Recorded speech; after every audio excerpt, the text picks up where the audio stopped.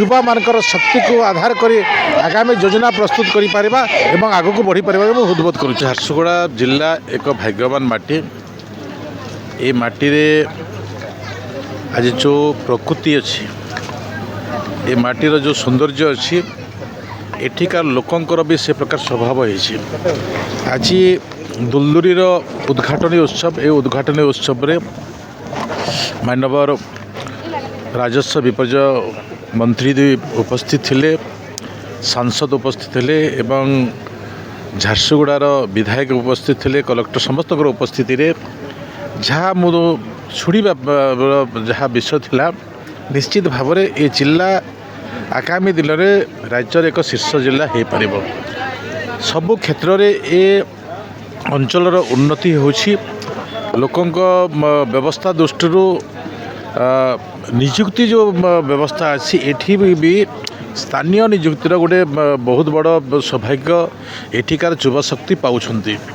ता सहित अच्छी एठिकार संस्कृति को बंचाइवाई देशर यशस्वी प्रधानमंत्री ओडिशार मुख्यमंत्री जो प्रकार सौभाग्य तैयारी करिसंती एठिकार झाड़ेसागर बाबा ठारू आरंभ करी कोइली घोगर पर्यंत जो प्रकार विकासर उन्नतिर शीर्ष स्थान में पहुँची निश्चित भाव में आगामी दिन में एठिकार ऐतिह्य एठिकार परंपरा निश्चित भाव में बंची रहा संगे संगे एठी पल्लीश्री मेला जो पल्लीश्री मेला आज आत्मनिर्भर मेला भाव में एवं स्वदेशी मेला भाव में प्रतिपादित होइछि।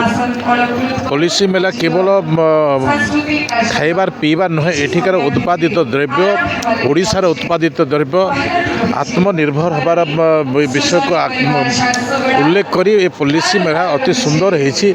मु भी अनेक जिनिस देखिले आम बुलिलु बुलिबा भितर निश्चित भाव में आम आगामी दिन में जड़े जड़े इंटरप्रिन्योर होगा कथा उद्योगी होगा कथा आमर जहाँ आमर अंचल अच्छी से विषय को नहीं आम आग को बढ़ी पारे देश आग को बढ़ी पार से दृष्टि ए प्रकार भावना रखी आग को आम निर्णय नेबार आवश्यक मन पड़ू।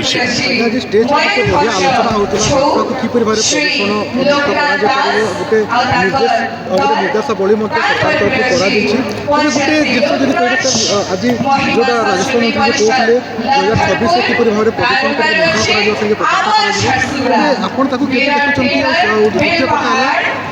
शिल्पर हब कि स्थानीय निजुक्ति देखु जे प्रदूषण मुक्त को नहीं आजिकार सरकार प्रतिनिधि मैंने लड़ाई करुले। मो झारसुगुड़ा विधायक टंकधर त्रिपाठी जो प्रदूषण पर कारुकार्य मुझे देखी निजर आखिरे देखी एवं मु भी अनेक थर आसी। आज जो प्रकार प्रदूषण मुक्त सहर भाव में प्रतिष्ठित होइछि एते इंडस्ट्री थिबा सत्ते एठिकार एते खनिज पदार्थ थिबा सत्ते प्रदूषण नाही ए प्रकार मान्यता एसी आमको देइछंती। तो से दृष्टि आमे आम अंचल पई आमर लोकंक पई आमे ही चिंतन करबा आवश्यक अछि।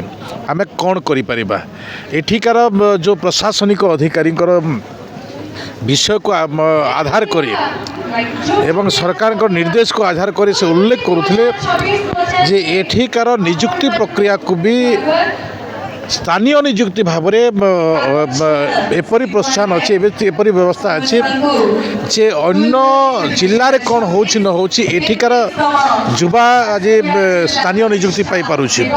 तो से प्रकार विषय विगत दिन में नथिला। आजिका लोकंकर सरकार आजिकार आपण मानकर प्रतिनिधि ए विषय को अति निखुणता सार करुछन्ते। तो निश्चित भाव में आगामी दिन में झारसुगुड़ा एक नमूना हेब ओडिशार नमूना हेब विकास क्षेत्र में अर्थनैतिक क्षेत्र में एवं एठिकार युवा मानकर शक्ति को आधार कर आगामी योजना प्रस्तुत कर आग को बढ़ी पार उद्बोध करुँ।